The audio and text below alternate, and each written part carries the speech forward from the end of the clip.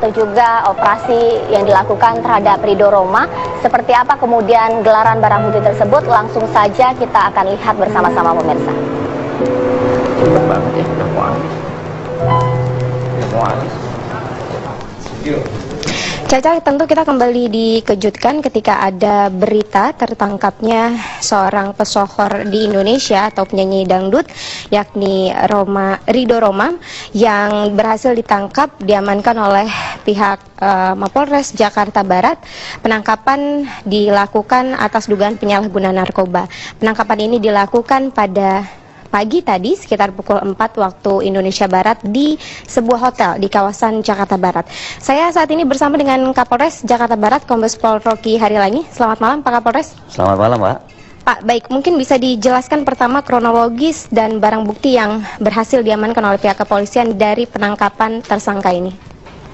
Dari hasil pengungkapan penegakan hukum di bidang tindak pidana narkotika yang tadi dilakukan oleh unit reserse narkoba Polres Metro Jakarta Barat, ini berhasil mengungkap 2 tersangka dan barang bukti yang sudah disita, yaitu yang pertama jenis narkotika diduga sabu 0,7 gram, kemudian alat atau alat isap yang sering disebut bong, kemudian ada pil obat penenang, Dumolit ya, dan HP yang bersangkutan.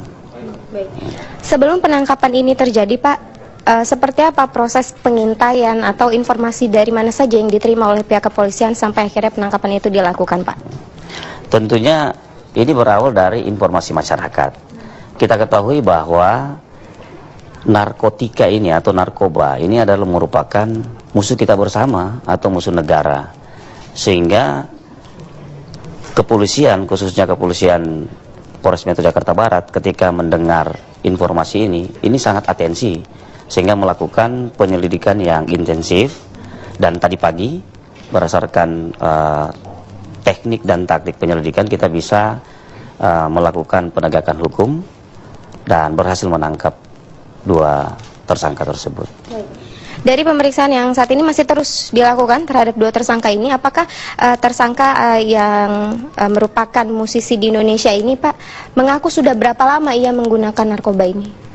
Jadi berdasarkan hasil pemeriksaan dan pengakuan dari tersangka inisial RR, ini dia lakukan kegiatan ini itu sudah 2 tahun, kurang lebih 2 tahun.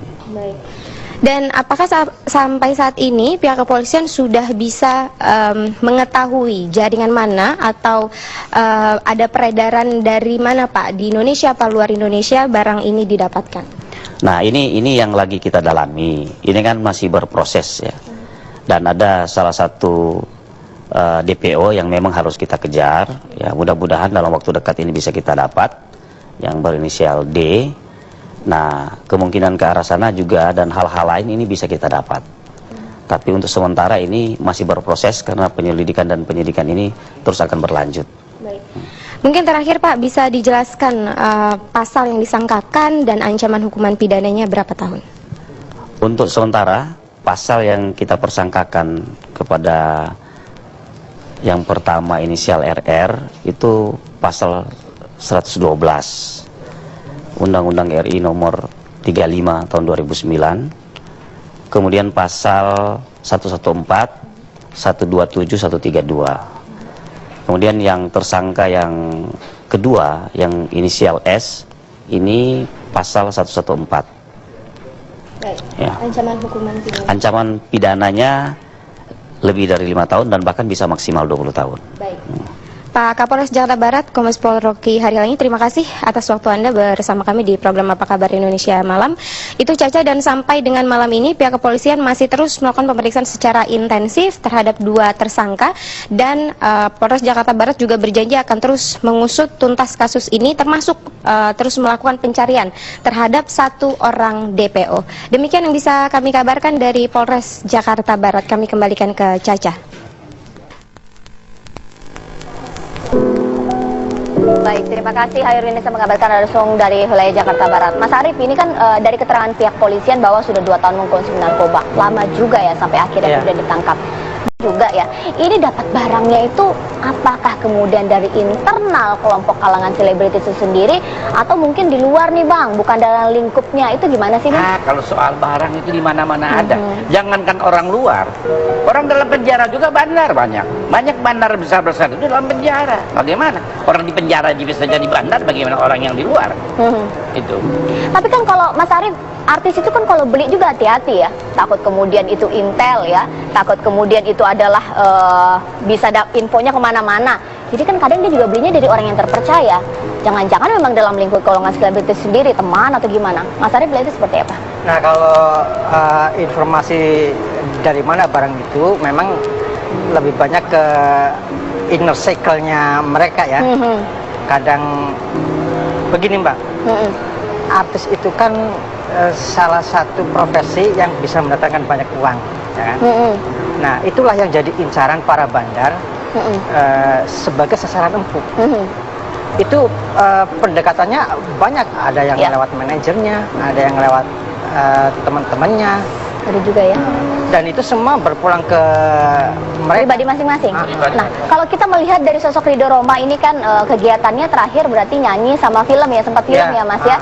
Bisa dikategorikan cukup sibuk nggak sih untuk Ridho Roma, sehingga mungkin jangan-jangan alasannya karena kesibukan, kerja yang begitu padat, sehingga kemudian bisa dipengaruhi bujuk rayu narkoba, atau gimana itu Mas Arief? Kalau saya mau, ini asumsi saya, mungkin hanya sebagai lifestyle ya. Dalam pengertian gini, kalau dibilang sibuk nggak juga, ya kan? Dibilang nggak ada kerjaan nggak juga, ya.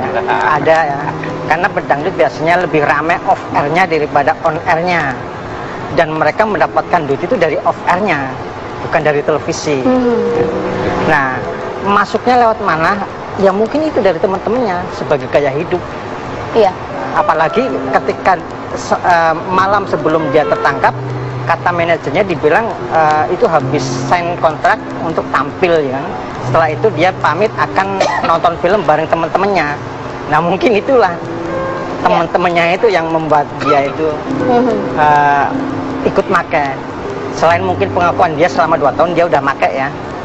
Itu. Ya baik. Ya pemirsa, memang untuk narkoba ini tidak tebang pilih profesi apapun, selebritis, politisi, bahkan pilot, dan juga orang-orang lainnya, ini semua bisa beresiko terkena narkoba. Tapi untuk kalangan selebritis ini sendiri memang cukup khusus karena menjadi image yang menjadi panutan oleh masyarakat. Bagaimana caranya ini supaya kita tidak mencontoh perbuatan buruk tersebut? Apa kabar Indonesia Malam Akhir Pekan akan kembali bersama Anda juga. Ini apa yang terjadi dengan negara kita, Bang? Nah, inilah yang saya udah sering bicarakan dengan para produser. Ya kan nih? Semestinya yang sudah artis yang sudah terkena narkoba itu mereka diberikan sanksi sosial dan sanksi ekonomi. Sanksi sosial, masyarakat itu harus ya bagaimana? Jangan memberikan ini akibat daripada kepake lagi terus. diidolakan lagi ya. Diidolakan lagi. Nah, saya bilang berkali-kali ke produser yang sudah itu kan kena saksikan, jangan lagi di casting. Jangan di casting lagi. Memang kenapa Bang? Abang takutnya apa kalau misalnya kembali di casting? Apa efek yang ditimbulkan? Lagi efek buat masyarakat generasi muda, penggemar-penggemarnya. Oh, narkoba ini nggak apa-apa ya kalau dipakai. Yo, ditangkap juga masih di luar juga masih tetap kepake. Jadi bu, sanksi penjaranya juga kadang-kadang cuma rehabilitasi aja. Nah, sanksi di luar juga masih tetap kepake. Main film masih tetap, main sinetron, masih nyanyi. Nah, ini memberikan dampak yang tidak benar. Padahal artis itu adalah public figure. Seorang public figure itu mempunyai banyak pengikut. Nah, kalau mereka melakukan sesuatu yang nista, gitu kan? Itu akan mempengaruhi kepada pengikut-pengikutnya, terutama yang di kampung, yang pendidikannya kurang. Oh, rupanya artis-artis ini suka narkoba, kita juga ikut juga dong. Jadi ngetren juga. Nah, ini pandangan-pandangan terutama orang-orang di daerah ya. Mas Arief, juga ini batasan moral untuk industri bisnis hiburan ini memang tipis ya, ketika kita ngomong kalau lagi ngetop-ngetopnya itu mau apapun permasalahan yang pernah tersangkut sama dia, asal memberikan masukan ini untuk industri hiburan ya nggak masalah, sehingga comeback itu gampang gitu. Mas Arief melihatnya gimana? Ya, bahwa industri hiburan itu lebih berorientasi pada ekonomi, benar ya kan. ketika kemudian seseorang yang meskipun secara moral cacat, tapi dia secara ekonomi mendatangkan keuntungan, itu akan terus dipakai. Ini yang sebetulnya kita sesalkan.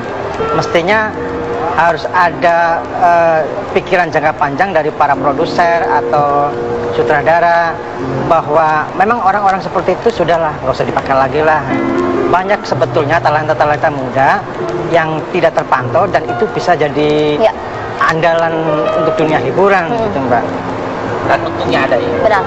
Tabloid Cek and Recheck ini isinya, ya kan, dia selalu memberitahukan hal-hal yang negatif. Ada jalan keluarnya, way out-nya. Ini.